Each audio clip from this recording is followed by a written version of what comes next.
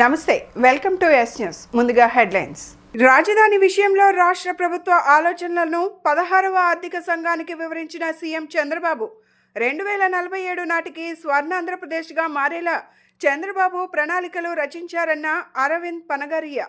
60వ డివిజన్లో చలివేంద్రాన్ని ప్రారంభించిన ఎమ్మెల్యే బోండా ఉమ్మ.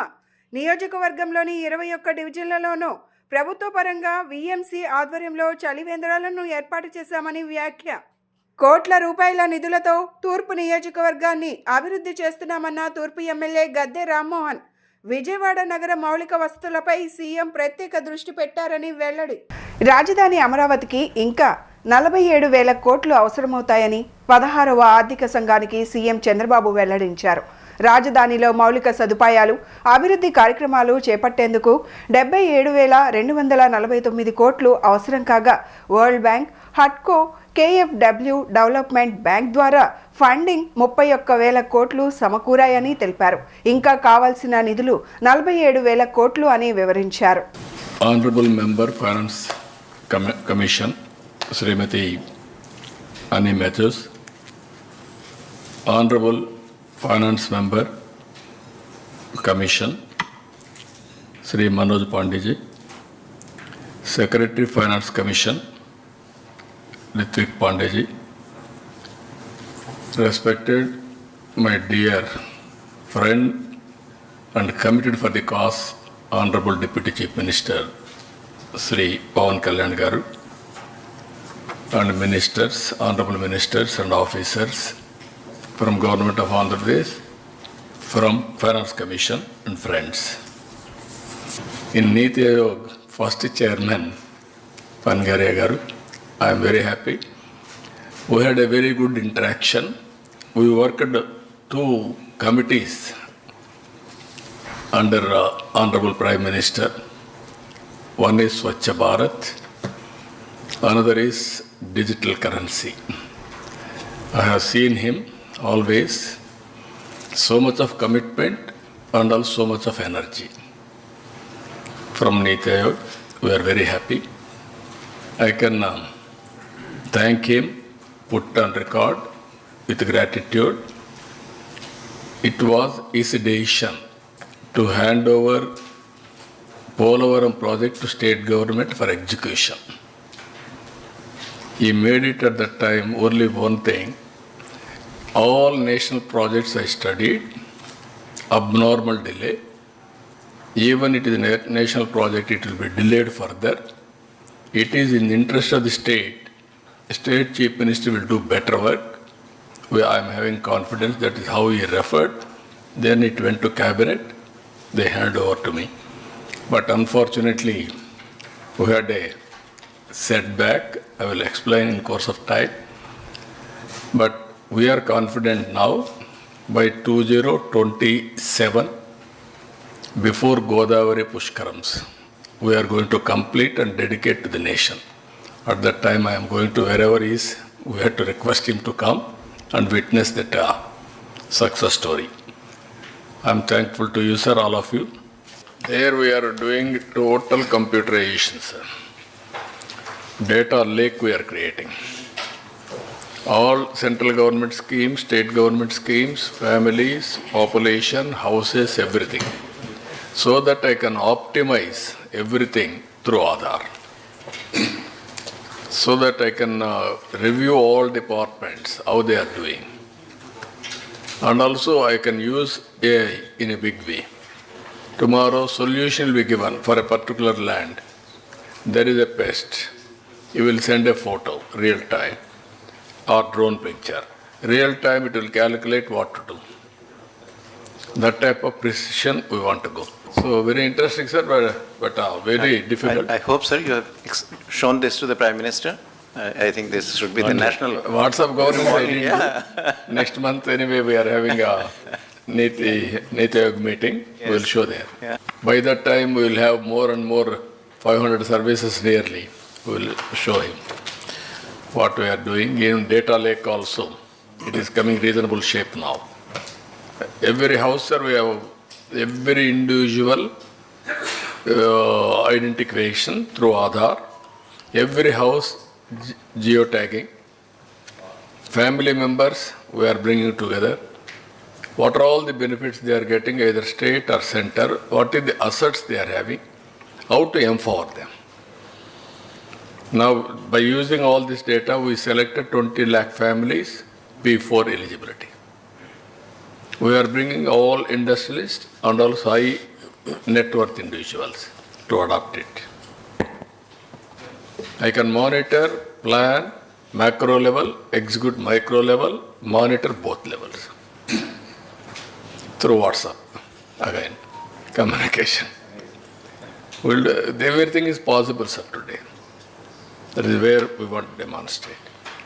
I will monitor everybody's health real time.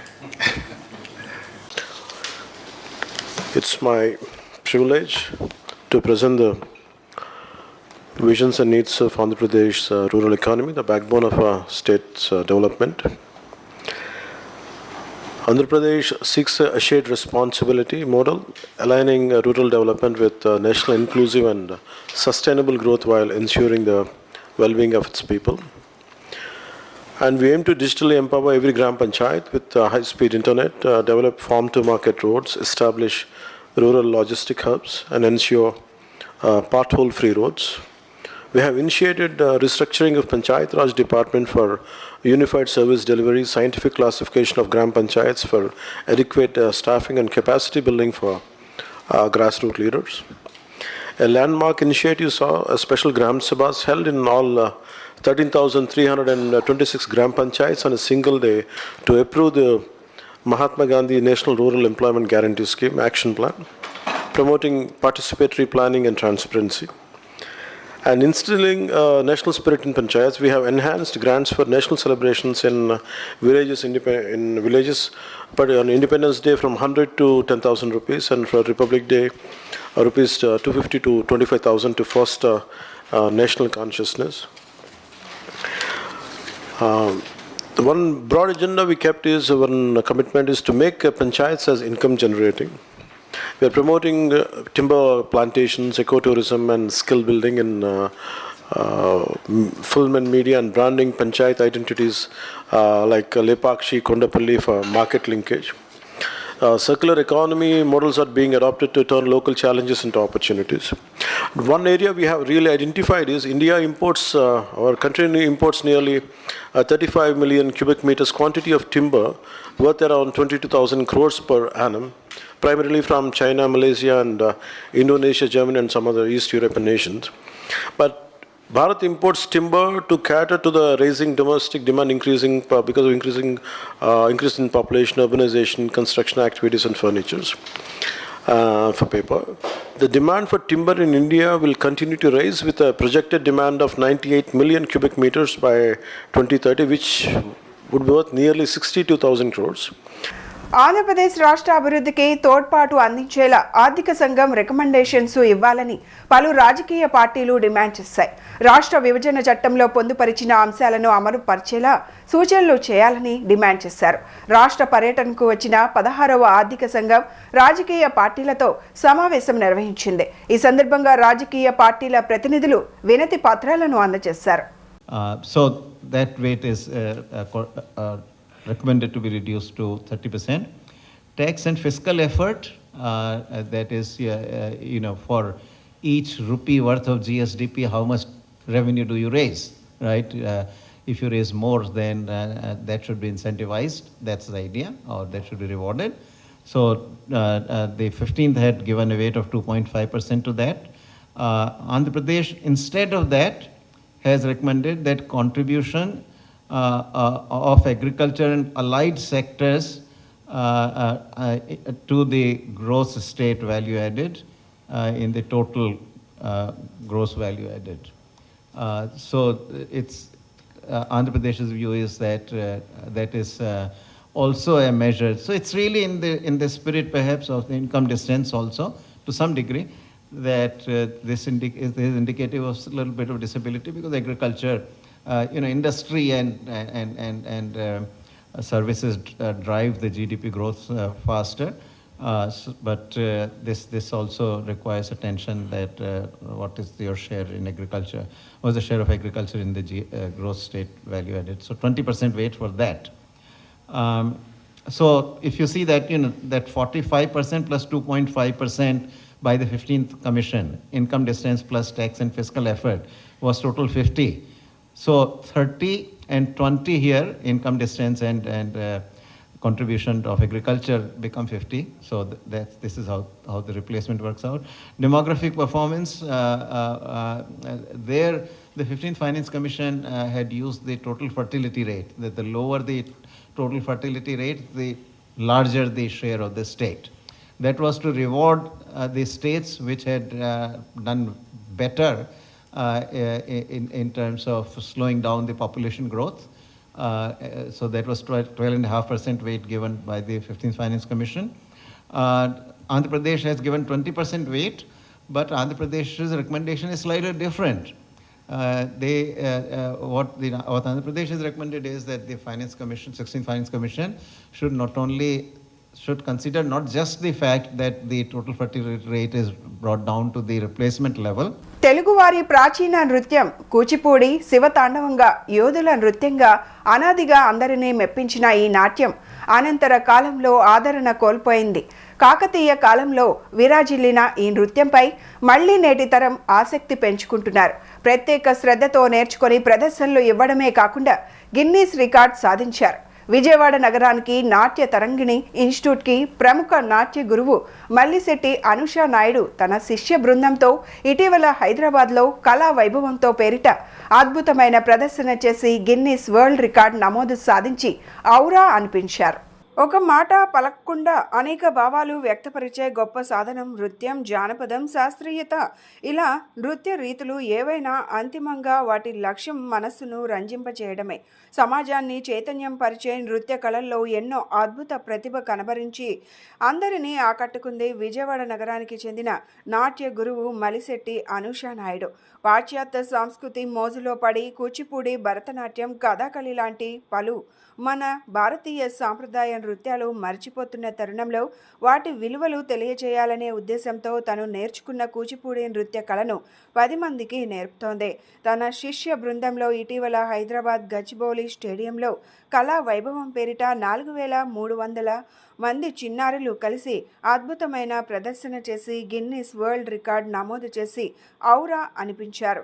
Guinness record సాధించడం పట్ల అనుషా నాయుడు, ఆమె శిష్య బృందం ఆనందాన్ని వ్యక్తం చేస్తున్నారు. అనంతరం అనుషా నాయుడు మాట్లాడుతూ తాను గురువు పవన్ కుమార్ దగ్గర శిక్షణ పొందినట్లు, కూచిపూడి నృత్యంలో మాస్టర్ డిగ్రీ పూర్తి చేశానని తెలిపారు. 2014 నుంచి నాట్య తరంగిణి ఇన్స్టిట్యూట్ తరపున చిన్నారులకు అందరికీ కూచిపూడి నృత్యంలో శిక్షణ ఇస్తున్నట్లు నాట్య గురువు అనుషా రెడ్డి తెలిపారు.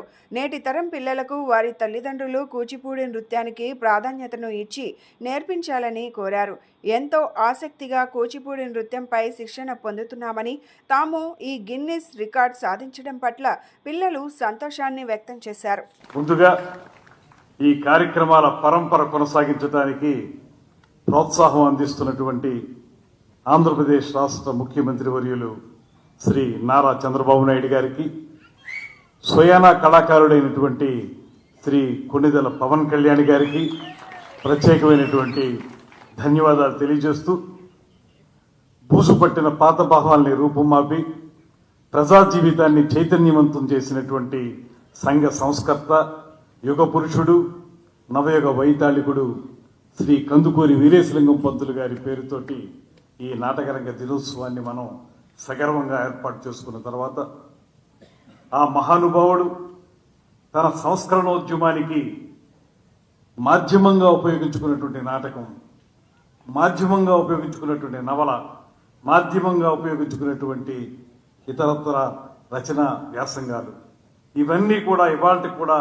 సజీవంగా నిలబడినటువంటి నేపథ్యంలో తెలుగులో మొట్టమొదటి నాటకాన్ని శ్రీ కందుకూరి వీరేశలింగం పంతులు గారే రచించారనేటువంటి మాట మనందరికీ తెలుసు.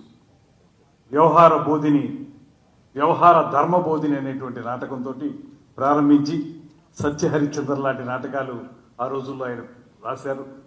ఆ తర్వాత రాజశేఖర చరితం అనేటువంటి నవలను కూడా వారు రచించడం జరిగింది. అదేవిధంగా తన ఉద్యమానికి ఊతంగా ఇలాంటి రచనల ద్వారా ప్రజల్ని ఉత్తేజపరిచినటువంటి సందర్భాలు కూడా మనం చాలా సందర్భాల్లో గమనించాం. అటువంటి మహానుభావుడి జయంతి అయినటువంటి ఏప్రిల్ 16వ తారీఖుని ఆయన తెలుగు నాటక రంగానికి ఆద్యుడిగా భావిస్తూ ఆయన పేరు మీద నాటక రంగ దినోత్సవంగా మనం ఏప్రిల్ 16ని జరుపుకుంటున్నటువంటి సందర్భంలో వేసవిలో ప్రజల దాహార్దిని తీర్చేందుకు అన్ని చర్యలు చేపడుతున్నట్లు ప్రభుత్వ విప్ సెంట్రల్ శాసనసభ్యులు బోండా ఉమామహేశ్వరరావు అన్నారు. నియోజకవర్గంలోని 21వ డివిజన్లోనూ ప్రభుత్వ పరంగా నగరపాలక సంస్థ ఆధ్వర్యంలో చలివేంద్రాలను ఏర్పాటు చేస్తున్నామని చెప్పారు. ప్రభుత్వ చలివేంద్రాలతో పాటుగా తెలుగుదేశం పార్టీ శ్రేణుల ఆధ్వర్యంలో అన్ని డివిజన్లలోనూ చలివేంద్రాలు ఏర్పాటు చేసి పాదచారుల వాహనదారుల దాహార్ది తీర్చే చర్యలు చేపట్టామన్నారు. 60వ డివిజన్ వాంబే కాలనీలో స్థానిక కార్పొరేటర్ కంచిదుర్గ డివిజన్ టీడీపీ కమిటీ ఆధ్వర్యంలో స్కూల్ సెంటర్లో చలివేంద్రాన్ని ఏర్పాటు చేశారు. ఈ చలివేంద్రాన్ని ఎమ్మెల్యే బోండా ఉమామహేశ్వరరావు ప్రారంభించారు. ఈ సందర్భంగా ఆయన మాట్లాడుతూ ఈ ఏడాది ఎండల తీవ్రత అధికంగా ఉంటుందని వాతావరణ శాఖ హెచ్చరించిందన్నారు. ఈ క్రమంలో ప్రజలు అత్యవసరమైతేనే తప్ప ఎండ తీవ్రత ఎక్కువగా ఉన్న సమయంలో బయటకు రావద్దని సూచించారు. అన్ని డివిజన్లలో చలివేంద్రాలు ఏర్పాటు చేస్తున్నట్లు వివరించారు. తెలుగు యువత సెంట్రల్ అధ్యక్షులు కంచి ధనశేఖర్ మాట్లాడుతూ వాంబే కాలనీలో నగరపాలక సంస్థ ఆధ్వర్యంలో 3 చలివేంద్రాలు ఏర్పాటు చేశామని, మరో 2 చలివేంద్రాలు ఏర్పాటు చేసేందుకు చర్యలు చేపట్టామన్నారు. టీడీపీ పార్టీ ఆధ్వర్యంలోనూ చలివేంద్రాలు ఏర్పాటు చేస్తున్నట్లు వివరించారు. చలివేంద్రం ప్రారంభోత్సవాన్ని పురస్కరించుకొని సుగంధ పానీయాన్ని ప్రజలకు, స్థానిక స్కూల్ పిల్లలకు పంపిణీ చేశారు. వేసవికాలం మరి మండుటెండలు మండుతూ ఉన్నాయి. ప్రభుత్వ పరంగా అన్ని జాగ్రత్తలు తీసుకుంటా ఉన్నాం. ఎక్కడా ప్రజలు ఎండబారిన పడకుండా, వడగాల్పులకి బారిన పడకుండా, ఒకవేళ అత్యవసర పనుల మీద మిట్ట మధ్యాహ్నం రోడ్ల మీదకి వస్తే వాళ్ళకి ఎటువంటి ఇబ్బంది కలగకుండా అన్ని చర్యలు తీసుకుంటా ఉన్నాం. అటు మున్సిపల్ కార్పొరేషన్ నుంచి ప్రభుత్వ పరంగా అన్ని డివిజన్లలో కూడా చలివేంద్రాలు ఏర్పాటు చేశాం. అట్లాగే మా పార్టీ నాయకులు, కార్పొరేటర్లు, ఎక్స్ కార్పొరేటర్లు, డివిజన్ పార్టీ ప్రెసిడెంట్లు అన్ని డివిజన్లో కూడా మజ్జిగ చలివేంద్రాలని, అలాగే సబ్జీ జ్యూస్ని అన్నిట్లు కూడా చలివేంద్రాలను ఏర్పాటు చేశారు. ఇవాళ 60వ డివిజన్లో డివిజన్ కార్పొరేటర్ మా సోదరి కంచి దుర్గా ఆధ్వర్యంలో డివిజన్ పార్టీ అధ్యక్షుడు మల్లేశ్వరరావు, ప్రధాన కార్యదర్శి Suri, division in charge Bhutha Sriramulu, division నాయకులు అందరి ఆధ్వర్యంలో, ఇక్కడ ధనా కానీ అందరి ఆధ్వర్యంలో చలివేంద్రం ఏర్పాటు చేశారు సెంటర్లో. ఇది ఎంతో ఉపయోగంగా ఉంటుంది. అన్ని జాగ్రత్తలు చర్యలు తీసుకుంటున్నాం. ప్రజలు కూడా విజ్ఞప్తి చేస్తూ ఉన్నాం, అత్యవసర పనుల్లోనే మధ్యాహ్నం బయటికి రండి, ఎండల్లో తిరగద్దు.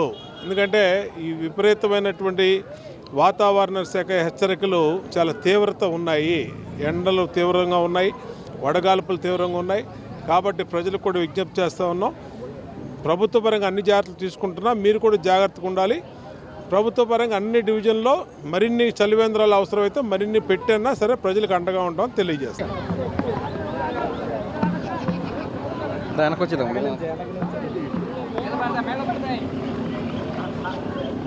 ఓకే అమ్మ. ఈరోజు వాంబే కాలనీ స్కూల్ సెంటర్ నందు తెలుగుదేశం పార్టీ 60వ డివిజన్ నందు ఆధ్వర్యంలో చలివేంద్రం ఓపెన్ చేయడం జరిగింది. ఈ చలివేంద్రానికి మన బోండా ఉమా గారు ఎమ్మెల్యే గారు వచ్చి ముఖ్య అతిథిగా పాల్గొనడం జరిగింది. అలాగే కార్పొరేషన్ నుంచి కూడా దాదాపుగా 3 చలివేంద్రాలు ఈ వాంబే కాలనీలో పెట్టించడం జరిగింది. ఇదే విధంగా ఎండలు కూడా తీవ్రంగా ఉన్నాయి కాబట్టి ప్రజలందరూ కూడా ఏదైనా పని ఉంటే బయటికి రావాల్సిందే కూర్చున్నాం. ఈరోజు మొదటి రోజు కాబట్టి ఈ సుగంధ అవి ఇచ్చి జనాలందరికీ కూడా పంచడం జరిగింది. రానున్న రోజుల్లో మరొక వారం మళ్ళీ ఇంకో చలివేంద్రం కూడా ఏర్పాటు చేసే దిశగా చేస్తున్నాము. అందరూ కూడా సహకరించేందుకు ధన్యవాదాలు తెలిపారు. నేతాజీ ఫ్రెండ్ సర్కిల్ ఆధ్వర్యంలో 20 సంవత్సరాల నుండి ప్రతి ఏటా సీతారామస్వామి కళ్యాణ మహోత్సవాలు నిర్వహించడం గొప్ప విషయమని ఎమ్మెల్యే బోండా ఉమామహేశ్వరరావు పేర్కొన్నారు. ఉత్సవాల ముగింపు సందర్భంగా నిర్వహించిన అన్నదాన కార్యక్రమంలో ఎమ్మెల్యే పాల్గొని భక్తులకు స్వయంగా వడ్డించారు. శ్రీరాముని ఆశీస్సులతో రాష్ట్రం సుభిక్షంగా ఉండాలని ఎమ్మెల్యే ఆకాంక్షించారు. మధురానగర్ నేతాజీ నగర్లో నేతాజీ ఫ్రెండ్ సర్కిల్ ఆధ్వర్యంలో జరుగుతున్న సీతారామస్వామి కళ్యాణ మహోత్సవాలు అంగరంగ వైభవంగా ముగిశాయి. ఈ అన్నదాన కార్యక్రమాన్ని ఎమ్మెల్యే బోండా ఉమామహేశ్వరరావు పాల్గొని ప్రారంభించారు. ఈ సందర్భంగా భక్తులకు వడ్డించి నిర్వాహకులను అభినందించారు. అనంతరం ఎమ్మెల్యే మాట్లాడుతూ ప్రతి సంవత్సరం ఈ ప్రాంతంలో సీతారామస్వామి కళ్యాణ మహోత్సవాలు వైభవంగా నిర్వహిస్తున్నారని చెప్పారు. 5,000 మంది భక్తులకు అన్న ప్రసాదం పంపిణీ చేయడం ముదావాహమన్నారు. రాష్ట్ర ప్రజలపై శ్రీరామచంద్రుని ఆశీస్సులు ఉండాలని ఆకాంక్షించారు. అనంతరం ఉత్సవ కమిటీ సభ్యులు ఆనం శ్రీనివాస్, ఆనం శ్యామల మాట్లాడుతూ గత 20 సంవత్సరాలుగా ప్రతి ఏటా కార్యక్రమాన్ని నిర్వహిస్తున్నామని చెప్పారు. ఎమ్మెల్యే బోండా ఉమామహేశ్వరరావు, గుణదల పోలీసు అధికారులు తమకు ఎంతో సహకరిస్తున్నారని చెప్పారు. సుమారు 5,000 మంది భక్తులు అన్న సమారాధన కార్యక్రమంలో పాల్గొని అన్న ప్రసాదం స్వీకరించారని తెలిపారు. ఈరోజు మధురానగర్ నేతాజీ కాలనీలో నేతాజీ ఫ్రెండ్ సర్కిల్ ఆధ్వర్యంలో మరి శ్రీను కానీ వాళ్ళ ఫ్రెండ్ సర్కిల్, మా స్థానిక కార్పొరేటరు సోదరుడు లక్ష్మీపతి అందరి ఆధ్వర్యంలో మా డివిజన్ పార్టీ అధ్యక్షుడు పివిఆర్ వెంకన్న అందరూ కలిసి ఈరోజు ఇక్కడ సీతారాముల కళ్యాణం అని అంగరంగ వైభవంగా నిర్వహించడం. మరి ఈ రోజున ప్రతి సంవత్సరం చేస్తున్నట్టే ఈరోజు 5,000 మందికి అన్నదానం చేయటం కూడా సంతోషం. ఏది ఏమైనా ఈ రాష్ట్రం ఆ శ్రీరామచంద్రమూర్తి ఆశీస్సులతో అందరం బాగుండాలి, అందరూ ఆయురారోగ్యాలతో ఉండాలి, అష్టైశ్వర్యతో ఉండాలి. ఈ రాష్ట్ర అభివృద్ధిలో ఆ స్వామివారి ఆశీస్సులతో అన్ని రకాలుగా కూడా ఈ రాష్ట్రంలోని ప్రతి ఒక్కరికి మేలు జరగాలి, రాష్ట్ర అభివృద్ధిలో మేలు జరగాలి. ఆ స్వామివారిని వేడుకుంటూ అందరికీ శ్రీరామనవమి శుభాకాంక్షలు. జై శ్రీరామ్. మధురాన నేతాజీ రోడ్లో గత 20 సంవత్సరాలుగా నేతాజీ పెన్ సర్కిల్ ఆధ్వర్యంలో 5,000 మందికి అన్న సంతర్పణ జరుగుతుంది. దానికి స్థానిక మాకు కార్పొరేటర్, స్థానిక ప్రజలు, బోండమ్మ గారి ఆశీస్సుల మేరకు మేము రంగరంగంగా జరుగుతుంది. కార్యక్రమం జయప్రదం చేస్తుంది. Main Netaji friend circle first చెప్పండి, దాని తర్వాత ఎవరెవరు పాల్గొన్నారు, ఎమ్మెల్యే గారు వచ్చారు, అన్నదానం కార్యక్రమాలను దిగ్విజయం చేశారు చెప్పండి.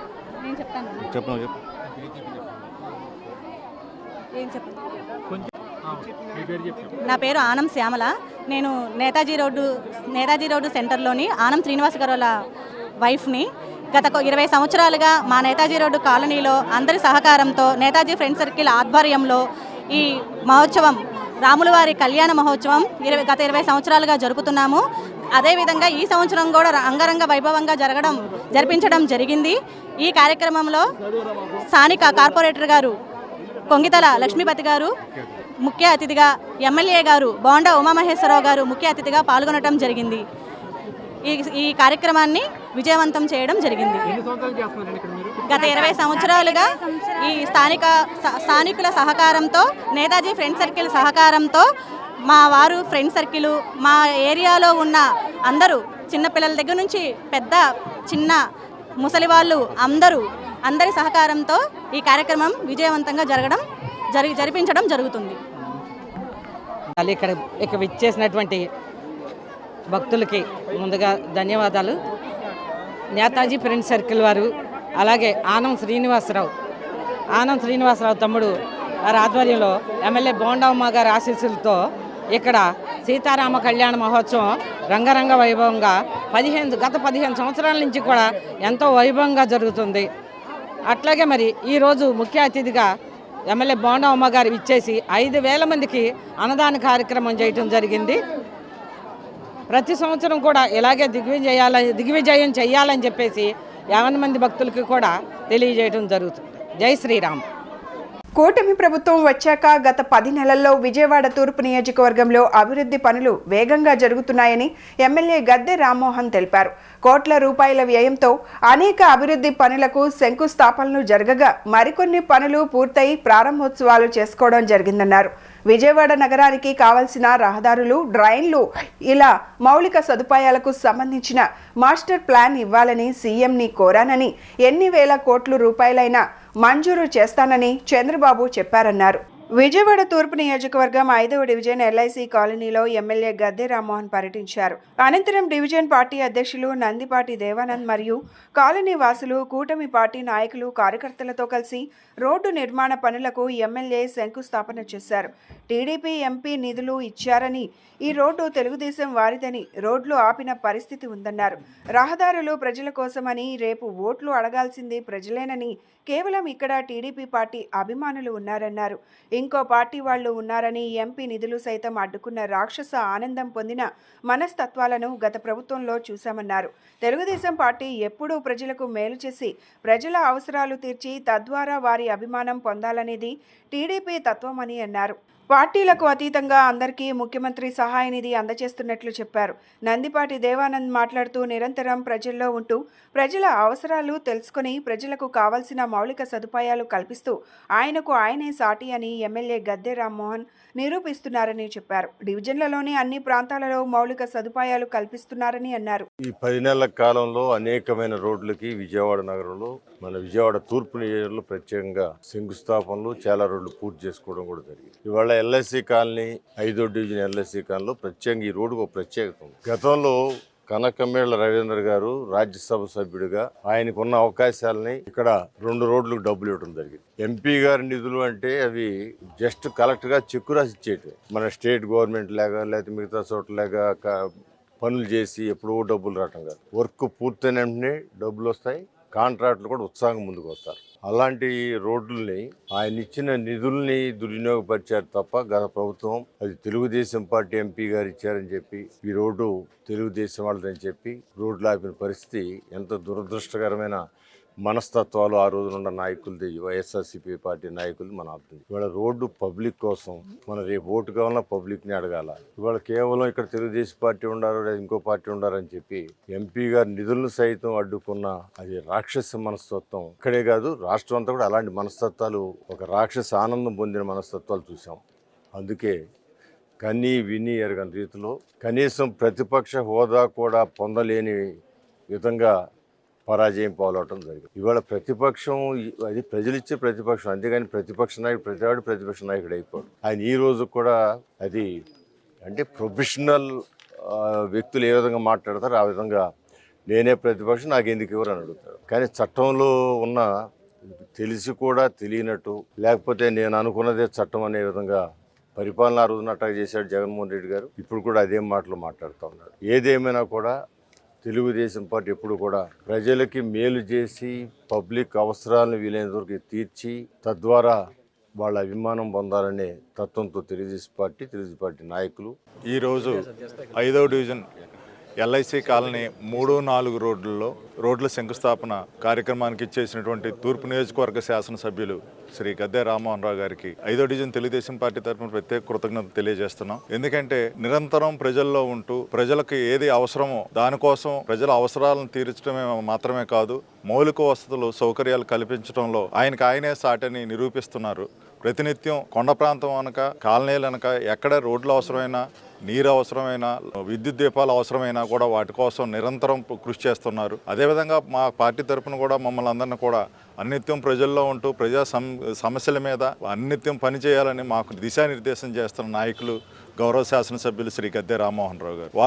వారి యొక్క సేవా నిరతకి ప్రజలు ఈ యొక్క జగన్మోహన్ రెడ్డి చేసిన దుశ్చర్యలకు గుణపాఠంగా అఖండమైన మెజార్టీ ఇచ్చి ఈ రోజున ప్రజలు మంచి ప్రజానాయకుడిగా ప్రజల యొక్క హృదయాల్లో చిరస్థిరమైన స్థానాన్ని సంపాదించుకున్నారని నిరూపిస్తూ మంచి అఖండమైన 50,000 మెజార్టీ ఇచ్చారు. దానికి తగ్గట్టుగానే వారు ఆ మెజార్టీ వచ్చింది మేము గెలిచామనో, లేదంటే అధికారం ఉందనో, అలసత్వం కానీ, లేదంటే ప్రజల సమస్యల విషయంలో ఏమాత్రం కూడా అలక్ష్యం లేకుండా, గత పాలకులలా కాకుండా అనునిత్యం తెల్లవారుజామున మొదలుకొని రాత్రి పొద్దుపోయే వరకు కూడా ప్రజలతోనే ఉంటూ ప్రజా సమస్యల మీద పనిచేస్తున్నటువంటి ఇటువంటి నాయకుడు మన అందరి యొక్క ప్రజాప్రతినిధిగా ఉండటం మన తూర్పు నియోజకవర్గానికి, ముఖ్యంగా 5వ డివిజన్ తెలుగుదేశం పార్టీ, తెలుగుదేశం 5వ డివిజన్ ప్రజలందరికీ కూడా వారి యొక్క సేవలు అందుతున్నందుకు గాను ప్రత్యేకమైన కృతజ్ఞతలు, ధన్యవాదాలు తెలియజేస్తున్నాను. క్రైస్తవ ఐక్య వేదిక ఆధ్వర్యంలో ఈ నెల 19న రన్ ఫర్ జీసస్ కార్యక్రమాన్ని నిర్వహిస్తున్నట్లు ఫోరం అధ్యక్షుడు కాండ్ర సుధాకర్, మాజీ డిప్యూటీ మేయర్ సిరిపురపు గ్రిటన్ తెలిపారు. ఉదయం 6 గంటలకు బెన్ సర్కిల్ సమీపంలోని సెయింట్ పాల్ క్యాథడ్రల్ నుంచి 5వ నెంబర్ రూట్లో సిఎస్ఐ సెయింట్ బెసాలికా వరకు ఈ రన్ కొనసాగుతుందని, అన్ని క్రైస్తవ సంఘాలు పాల్గొంటారని వారు వివరించారు. క్రైస్తవులు మతం మారినా కులం మారకుండా ఉన్న ప్రెసిడెన్షియల్ ఆర్డర్ను మార్చకుండా చర్యలు తీసుకోవాలని వారు కోరారు. ఇటీవల క్రైస్తవులపై దాడులు అధికమయ్యాయి అని, మతోన్మాదాలు వ్యవహార శైలిపై చర్యలు తీసుకోవాలని వారు విజ్ఞప్తి చేశారు. క్రైస్తవ ఐక్య వేదిక ఆధ్వర్యంలో ఈ నెల 19న రన్ ఫర్ జీసస్ కార్యక్రమాన్ని నిర్వహిస్తున్నట్లు ఫోరం అధ్యక్షుడు కాండ్ర సుధాకర్, మాజీ డిప్యూటీ మేయర్ సిరిపురపు గ్రిటన్ తెలిపారు. ఉదయం 6 గంటలకు బెన్ సర్కిల్ సమీపంలోని సెయింట్ పాల్ క్యాథడ్రల్ నుంచి 5వ నెంబర్ రూట్లో సిఎస్ఐ సెయింట్ బెసాలికా వరకు ఈ రన్ కొనసాగుతుందని, అన్ని క్రైస్తవ సంఘాలు పాల్గొంటారని వారు వివరించారు. క్రైస్తవులు మతం మారినా కులం మారకుండా ఉన్న ప్రెసిడెన్షియల్ ఆర్డర్ను మార్చకుండా చర్యలు తీసుకోవాలని వారు కోరారు. ఇటీవల క్రైస్తవులపై దాడులు అధికమయ్యాయి అని, మతోన్మాదాలు వ్యవహార శైలిపై చర్యలు తీసుకోవాలని వారు విజ్ఞప్తి చేశారు. దైవం మానవ రూపంలో వస్తే ఎలా ఉంటుందో చూడాలంటే మన యేసుక్రీస్తు వారిని చూడొచ్చు. దేవదేవుడు మానవ రూపం ధరించి ఈ లోకానికి వచ్చి ఆయన ఒక మాదిరిగా జీవించి సర్వమానవాళి కొరకు ఆయన మరణించారు. అదేవిధంగా 3వ రోజున పునరుద్ధానుడై తిరిగి లేచాడు. ఆ కార్యక్రమాన్ని పురస్కరించుకుని రేపు 19వ తారీఖున రన్ ఫర్ జీసస్ అనే కార్యక్రమాన్ని నిర్వహించడం జరుగుతుంది. ఈ కార్యక్రమం మన బెన్ సర్కిల్ ఆర్సిఎం కేథడ్రల్ నుంచి 5వ నెంబర్ రూట్లో సిఎస్ఐ బసిలికా వరకు జరుగుతూ ఉంది. ఈ కార్యక్రమంలో రాష్ట్ర వ్యాప్తంగా ఇది జరుగుతూ ఉంది. అందులో భాగంగా విజయవాడలో అన్ని క్రైస్తవ సంఘాలు ఈ కార్యక్రమంలో పార్టిసిపేట్ చేస్తూ ఉన్నాయి. ముఖ్యంగా బాప్టిస్ట్ సంఘాలు, ఆర్సిఎం సంఘాలు, సిఎస్ఐ ఏవైతే ఉన్నాయో యేసుక్రీస్తు పునరుద్ధానాన్ని పురస్కరించుకుని ఆయన యొక్క మరణాన్ని, పునరుద్ధానాన్ని ప్రకటించే విధంగా ప్రతి ఒక్క క్రైస్తవుడు సమాజాన్ని మేల్కొల్పే విధంగా ఆయన ఏవైతే ప్రబోధనలు ఉన్నాయో శాంతి, సమాధానం, సౌభ్రాతృత్వం ఈ మానవాళికి, నేటి సమాజానికి అవసరం. ఆయన యొక్క ఏదైతే మానవాళికి బోధించాడో అవన్నీ ఆచరణాత్మక తగినవి.